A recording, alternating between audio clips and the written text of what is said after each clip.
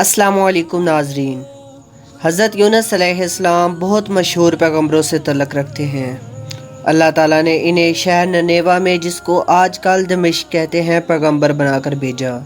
انہوں نے اپنے فرائض منصبی طور پر ایک درجہ تک پہنچانے کی کوشش کی اور دعوت الہی میں ہمہ مصروف رہے، اور اللہ قدوس کی مہربانیوں اور انعام و کرام سے لوگوں کو امیدیں دلائیں اور غضب الہی سے بھی ہر طرح ڈرایا، لیکن کسی نے بھی فرما برداری نہیں کی اور ہمیشہ آپ کی رسالت کی تکذیب کرتے رہے، بلکہ دست و زبان سے بھی رنج و اذیت دینا شروع کر دیا۔ ایک روایت میں ہے کہ حضرت یونس علیہ السلام حضرت ہود علیہ السلام کی اولاد سے تعلق رکھتے تھے۔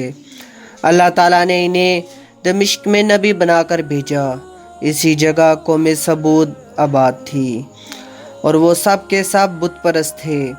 ایک روز ابو بکر صدیق رضی اللہ تعالیٰ عنہ نے حضرت محمد صلی اللہ علیہ وسلم سے پوچھا کہ حضرت یونس علیہ السلام کی قوم کتنی تھی؟ آپ نے فرمایا 1,00,000 سے زیادہ تھی اور وہ سب کے سب نافرمان تھے۔ چنانچہ اللہ رب العزت نے قرآن پاک میں ارشاد فرمایا وَأَرْسَلْنَاهُ إِلَىٰ مِائَةِ أَلْفٍ أَوْ يَزِيدُونَ، یعنی اور بھیجا اس کو 1,00,000 آدمی یا اس سے کچھ زیادہ پر، یعنی اگر عاقل بالغ شمار کیے جائیں تو 1,00,000 تھے، اور سب چھوٹے بڑوں کو شمار کیا جائے تو 1,00,000 سے زائد تھے۔ ایک روایت میں یوں آتا ہے کہ حضرت یونس علیہ السلام نے اپنی قوم کو 40 برس تک اللہ کی دعوت دی اور ہمیشہ کہتے رہے کہ اے قوم، کہو لا الہ الا اللہ یونس نبی اللہ۔ وہ مردود قوم کبھی اس کلمہ کو اپنی زبان پر نہ لائی اور حضرت یونس علیہ السلام سے یہ کہتی رہی کہ اے یونس، اگر ہم کو پارا پارا بھی کہہ دیا جائے تو بھی تم کو نبی اللہ نہ کہیں گے۔ حضرت یونس علیہ السلام اس بات سے بہت ہی مغموم و مایوس ہوئے اور ساری قوم بت پرست میں مدہوش تھی۔ حضرت یونس علیہ السلام نے ایک دن اپنی قوم کے بڑے مجمع میں جا کر قوم سے خطاب کرتے ہوئے فرمایا کہ اے قوم، اپنے خالق ارض و سماع کو چھوڑ کر کیوں بت پرستی کرتے ہو؟ اور اس میں تمہارے واسطے کوئی بھی نفع کی بات نہیں ہے، کیونکہ وہ نہ ضرر کے اختیار رکھتے ہیں اور نہ فائدے کے۔ وہ تمہارے خود تراشیدہ بت ہیں۔ لیکن پھر بھی قوم نے قطعاً اس بات پر توجہ نہ دی اور ساری قوم حضرت یونس علیہ السلام سے کہنے لگی کہ ہم تیرے اللہ کو نہیں مانتے، اور پھر ضد میں آ کر حضرت یونس علیہ السلام کو اذیت دینے لگے۔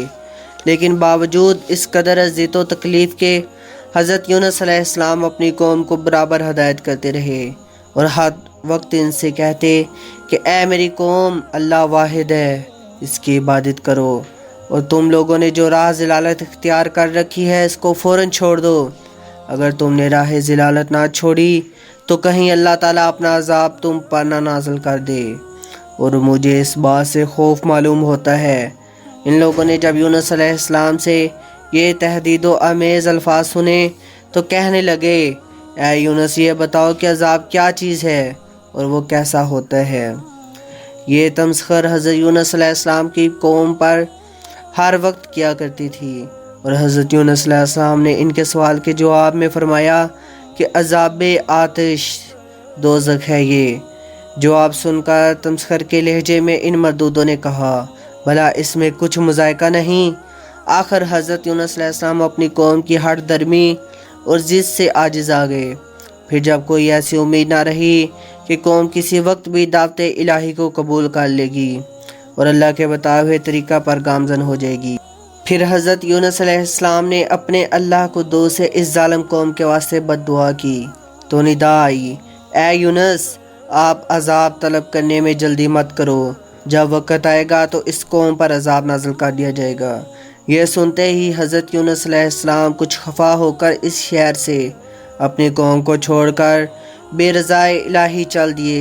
اس وجہ سے اللہ تعالیٰ نے ان کو بلا میں مبتلا کیا، جیسا کہ قرآن پاک میں ارشاد ہے وَظَنُّونِ إِذْ ذَهَبَ مُغَاضِبًا فَظَنَّ أَن لَّن نَّقْدِرَ عَلَيْهِ فَنَادَىٰ فِي الظُّلُمَاتِ أَن لَّا إِلَٰهَ إِلَّا أَنتَ سُبْحَانَكَ إِنِّي كُنتُ مِنَ الظَّالِمِينَ فَاسْتَجَبْنَا लहू वनज्जैनाहु मिनल गम वकज़ालिका नुंजिल मुमिनीन।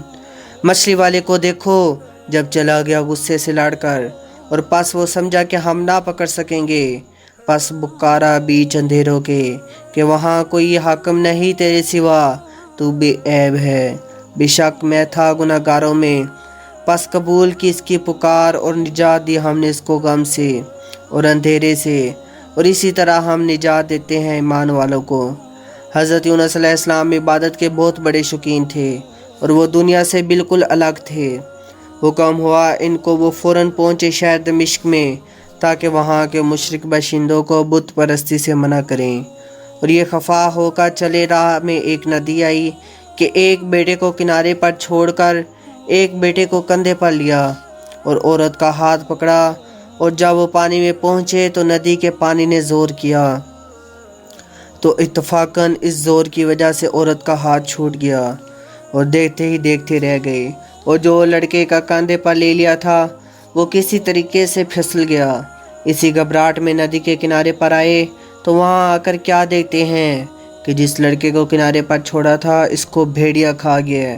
लाचार मजबूर होकर जब इस शहर में पहुँचे तो वहाँ के सरदारों से मिले और इनको अल्लाह ताला का पैगाम पहुँचाया। वो ठट्ठा करने लगे और फिर वो एक मुद्दत तक वहाँ रहे। आखिर फिर खफा होकर इस कौम के वास्ते अल्लाह ताला से बद्दुआ की और ख़ुद वहाँ से 3 दिन का वादा लेकर इस शहर से दूर निकल गए। तीसरे दिन जब इस कौम पर अज़ाब इलाही आया तो इस शहर के सब लोग जंगल से निकले और सब ने अल्लाह से तौबा की और बहुत ही गरियाजारी की और अपने बनाए हुए तमाम बुत तोड़ डाले। इस वजह से आया हुआ अज़ाब टल गया। शैतान ने हज़रत यूनुस अलैहिस्सलाम को ख़बर दी, वो कौम तो अच्छी भली है और इस पर कोई अज़ाब नहीं आया।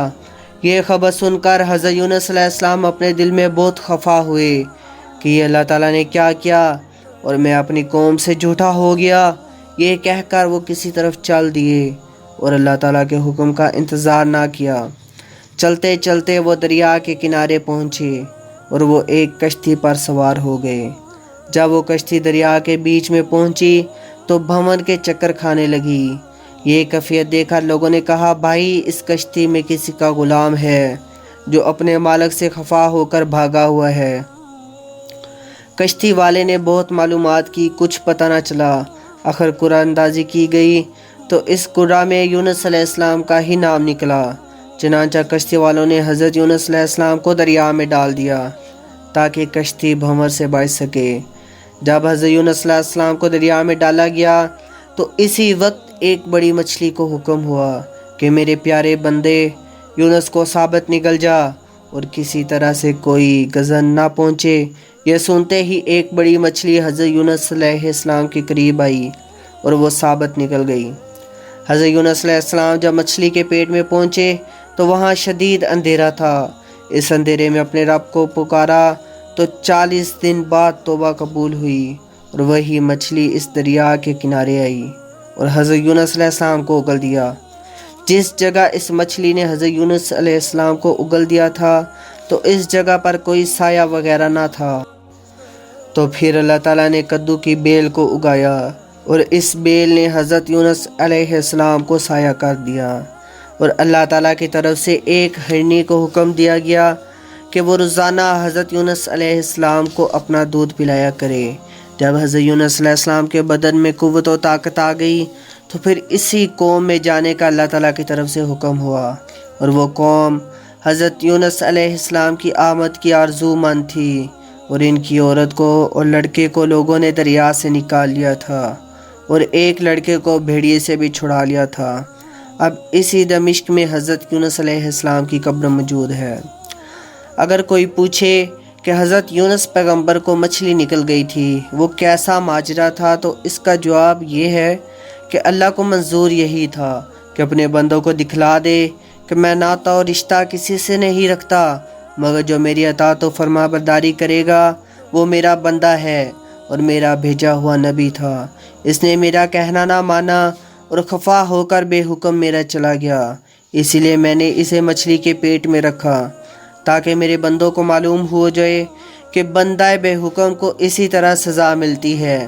اور ایک دوسری روایت میں یہ بھی ہے کہ حضرت یونس علیہ السلام اللہ کی مرضی نادریافت کر کے جلدی غصہ ہوئے، اسی لیے اللہ تعالیٰ نے ان کی عبرت کے لیے مچھلی کے پیٹ میں ان کو چند روز رکھا، اور اسی میں حکمت یہی تھی کہ مومن بندوں کو دکھلا دے کہ عبرت دکھانے سے کے واسطے اللہ تعالیٰ نے اپنے مقرب بندے اور پیغمبر کو بھی نہ چھوڑا، آخر ان کو بھی سزا کا مستحق ٹھہرایا اور مچھلی کے پیٹ کے اندھیروں میں رکھا، پھر یہ سزا دینے کے بعد ان کو نجات دی۔